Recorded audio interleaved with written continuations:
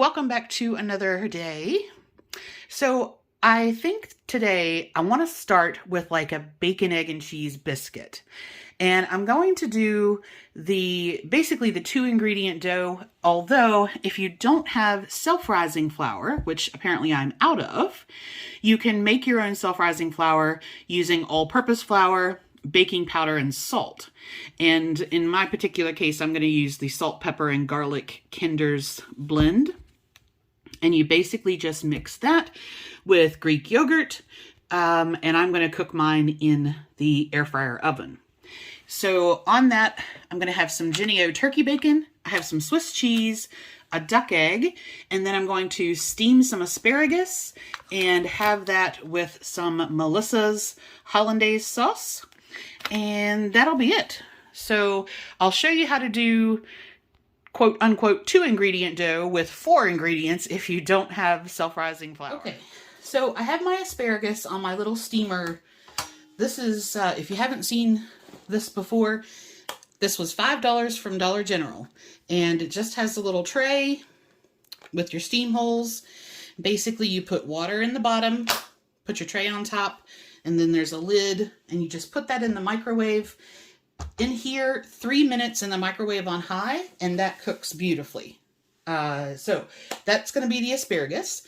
Now for making self-rising flour, I have 1/3 of a cup, because you're gonna use roughly equal parts flour and yogurt. And for one person, I find 1/3 of a cup is great. So in general, you use 1.5 teaspoons of baking powder for every cup of flour. So 1/3 of a cup of flour just needs 1/2 teaspoon of baking powder. And then I have 1/3 of a cup yogurt. And so we're just going to put that in there. And a lot of people say they don't like this dough because they find it is really sticky. I'm not even going to get my hands, involved in that. Now, the salt, pepper, and garlic, it's just a matter of seasoning as you want. So I'm just going to put a bit in there. And then let me mix this down here where I can have a little bit more control over not getting the flour everywhere, and I'll show you what it should look like. So you're basically going to look for what I call a shaggy dough. I need to get the yogurt off the spatula.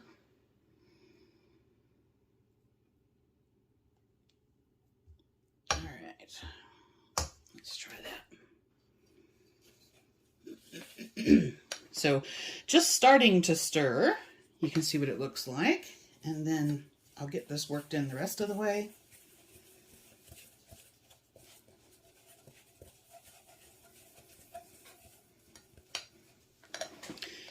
And you can see it's quite a dry dough. I know a lot of times people have said to use Fage yogurt as the preference, but so today I'm using the one from Aldi, the Friendly Farms one. I've used the Kroger one. I've used the Sam's Club, the Members Mark one. All right. So that, and I'll pick this up and I'll show you. So now that's where I moved the yogurt off, but it's not for me, it's not a particularly sticky dough. And if you don't need to put in the baking powder or the salt, you can add other seasonings to it. It's just a matter of kind of measuring out those two things and stirring it together. You don't want to overwork it. It doesn't need to have anything happen other than that. And then, because I want a biscuit, you don't have to put a hole in the middle of it and make it into a bagel. I'm just going to flatten that out a little bit. And I'm going to put this in the air fryer. I'll put the time and temps in the description as always.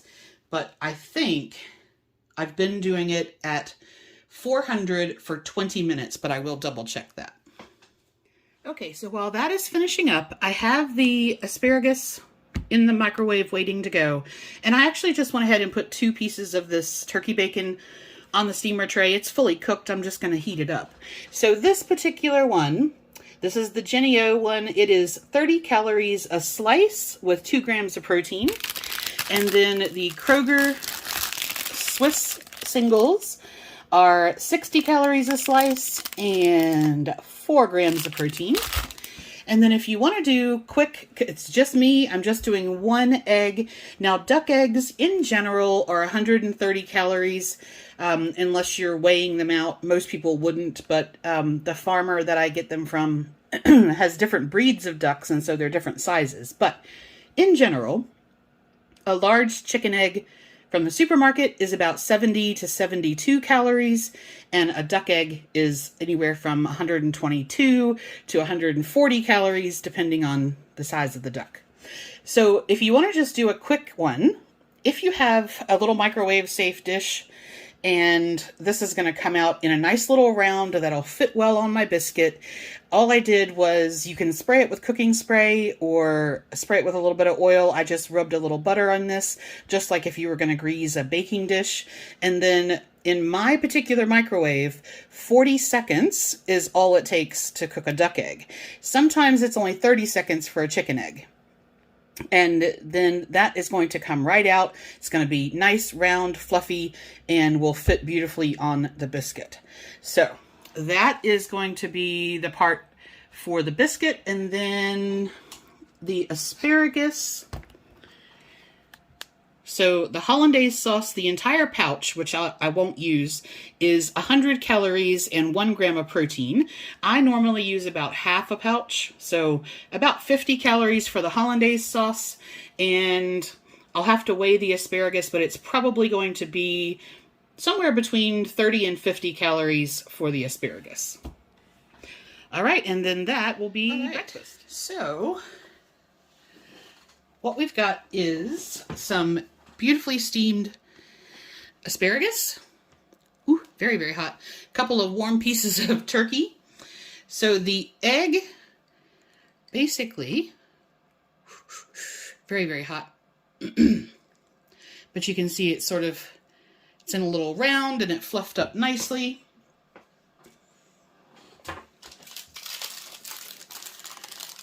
My biscuit. So that's your sort of texture on the inside. And that's it. I'm going to put all this together, and then that'll be breakfast.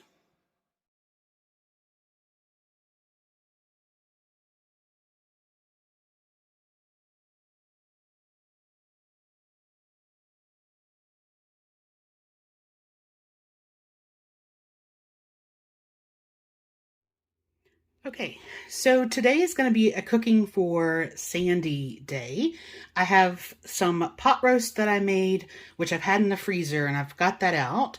And then she wanted some Indian chicken today, so I'm actually going to do, I'm going to do a tikka masala, but I'm going to treat it like a butter chicken because she likes the sauce. And I'm going to do that in just a little bit, but I want to get this started first. This is actually going to be a pub style split pea and ham soup. I'm going to do this in the Instant Pot. I forgot to take my ham hock out, so that is still frozen. The recipe that I linked to in the description box will give you the basic idea. It's just your split pea soup with added beer, pretty much. And they do have, so normally you would put celery, onion, carrot. I just happen to have a little bit of celery left over. I had like a third of an onion that I had chopped up. I have some garlic that I had peeled.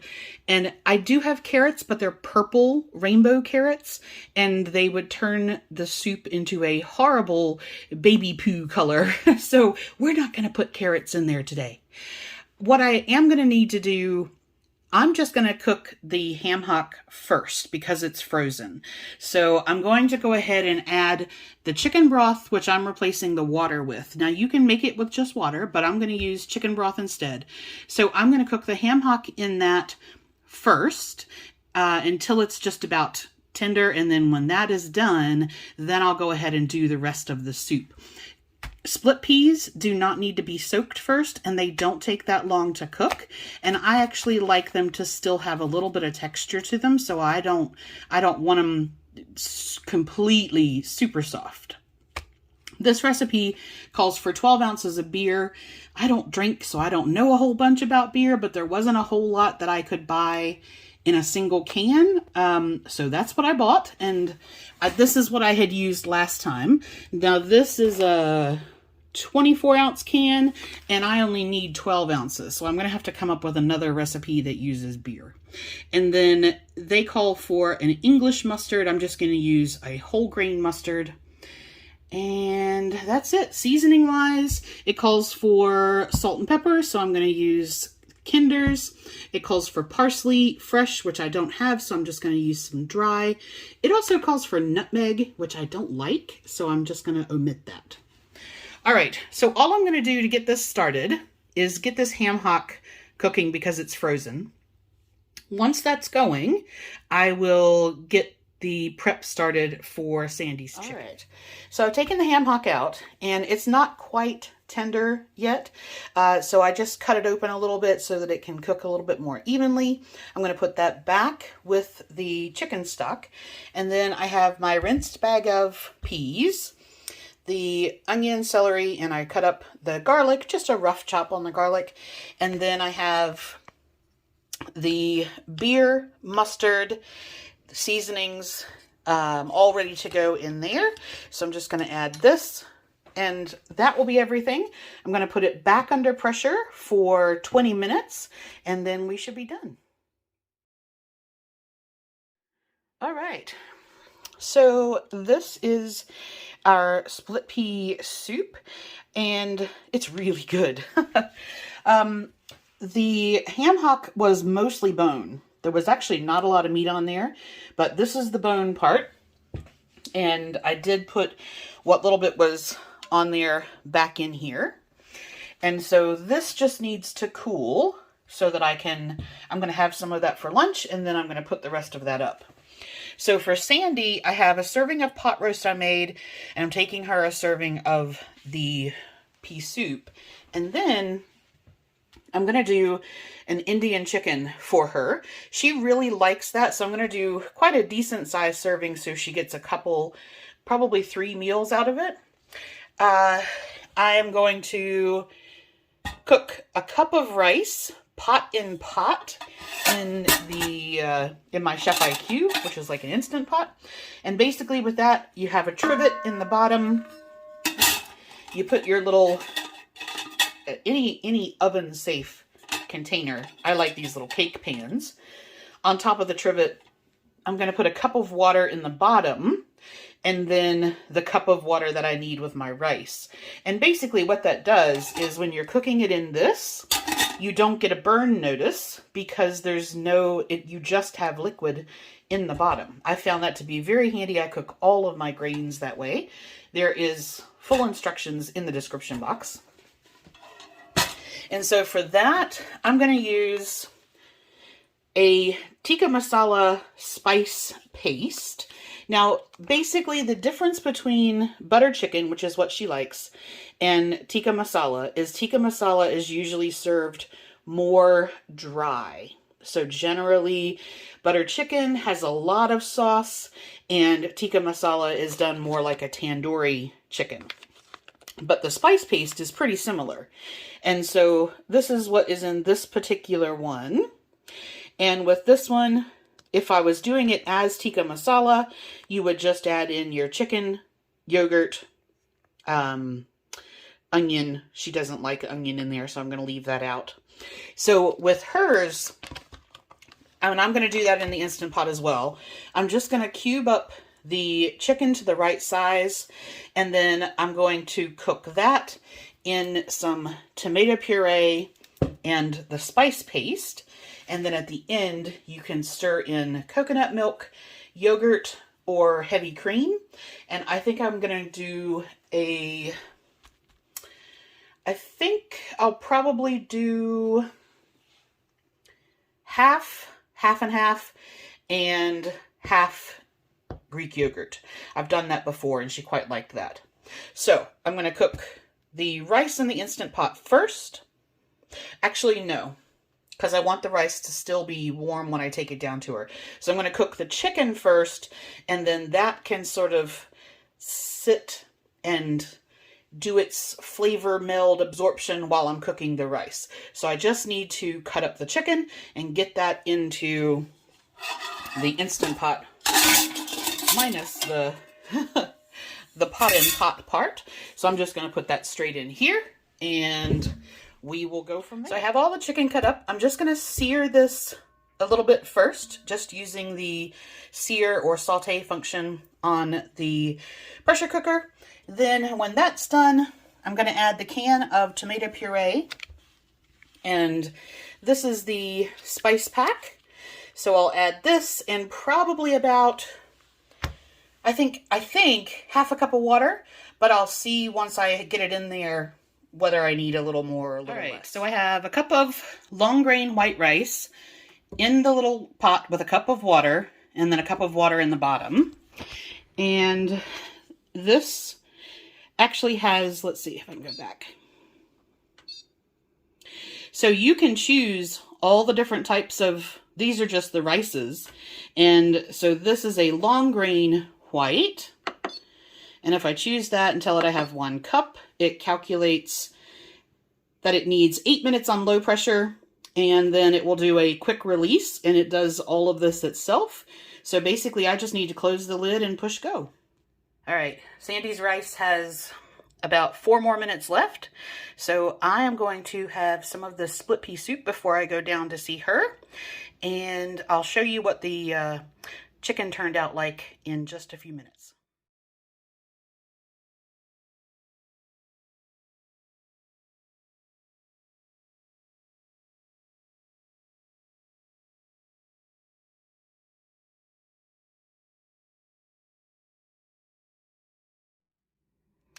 Okay, so here is Sandy's rice and butter chicken, sort of, and then split pea soup, and I've got her a little bag of goldfish crackers to go with that if she wants it, and then her pot roast. And so today is Saturday. I will be back to see her either Tuesday or Wednesday. So this is probably 3, maybe 4 servings for her. So she can eat what she wants out of that and then freeze the rest. And then she'll eat the rest of this before I see her again. And then we'll pick out something new next week. All right, so I got back from Sandy's a little while ago. She was very happy with what I took down to her, which is great. And while I was showing her her pot roast, I was like, oh, I think I've got one left for me too. So I'm actually just going to have, this is my last pot roast that I made, and I wanted some extra veggies. I had picked up a bag of this. Now I'm not going to use the sauce, I'm just going to use the veggies, but I'm just going to throw some of those in a bowl and steam them, reheat the pot roast, and that will be dinner.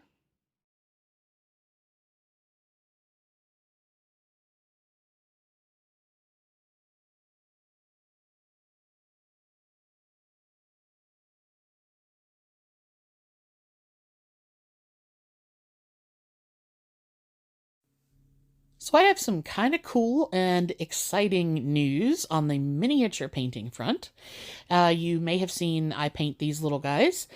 I had them listed in a Facebook group for the game because they're actually like board game pieces. And someone saw them and asked me if they could buy them. And I was like, yeah, I mean, I don't play the games, I just paint the pieces. And so he was very happy about that, and he wants to buy these, the painted ones, and then I hadn't finished the other half of the box, which looks like this. And so he wants to pay me to paint the rest of those to match and then ship them off to him. That's kind of cool.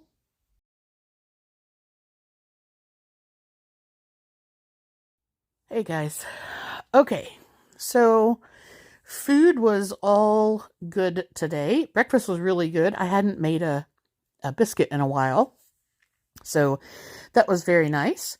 The split pea soup, I have to say, that was really, really, for me, that was really good. Like normally I would add some cream or something to it, but it was good on its own. I tend to add yogurt to most everything, so I did put some yogurt on there, but I really like that, and I'm glad it ended up making 5 servings, so I took 1 to Sandy, I had 1 for lunch, and I put 3 in the freezer. And then the pot roast, I've had that made 4 servings. I had put 1 up for Sandy. I had 1 on the day I made it. And then I had another one a couple of days later. And then today was the last one. So I finished that up. All right. So where did that leave me? 14 calories under for the day, which is great. My protein was just about 9 grams over, which is okay. I like to stay within 10, plus or minus 10 on proteins. Carbs and fats, I want to be at or under, which I was. And my steps, I was over, so that was good as well. Now, I will say that tomorrow, the temperature is supposed to drop, and the day after, it's supposed to be even colder.